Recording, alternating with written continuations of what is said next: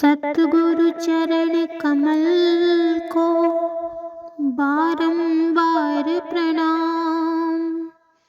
जिनकी कृपा से मिटे अज्ञान तमाम।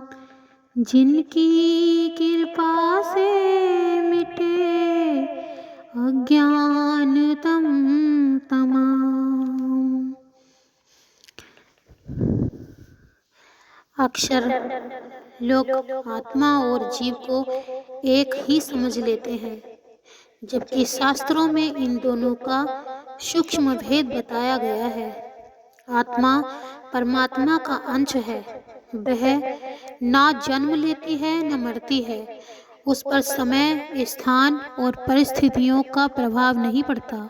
जिस प्रकार सूर्य बादलों से ढक जाने पर भी अपना प्रकाश नहीं खोता, वैसे ही आत्मा सदा प्रकाश स्वरूप रहती है।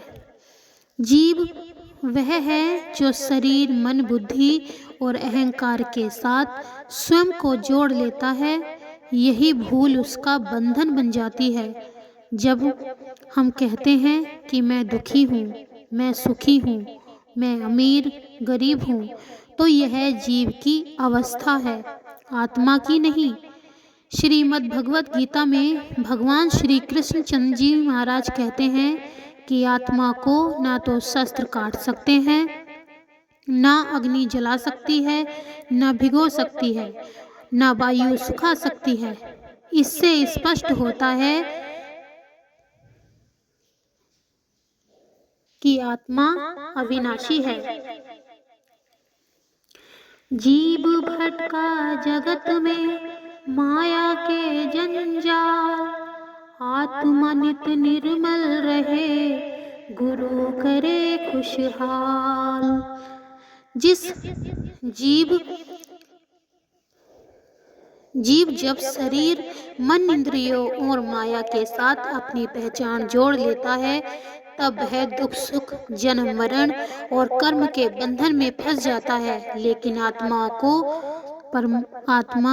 परमात्मा का अंश है। वह सदा सुख, शुद्ध, निर्मल और अमर है।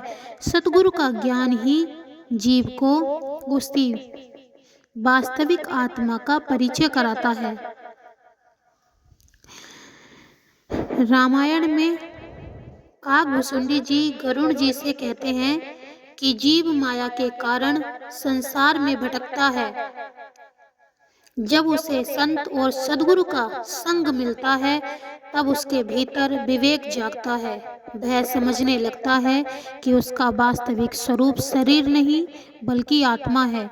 यही ज्ञान उसे जन्म मरण के चक्र से मुक्त करने की दिशा में ले जाता है। इसी प्रकार जैसे कोई व्यक्ति स्वप्न में अनेक प्रकार के दुख सहता है, लेकिन जागने पर समझ जाता है कि वह तो स्वप्न था, वैसे ही सतगुरु का ज्ञान जीव को जगा देता है।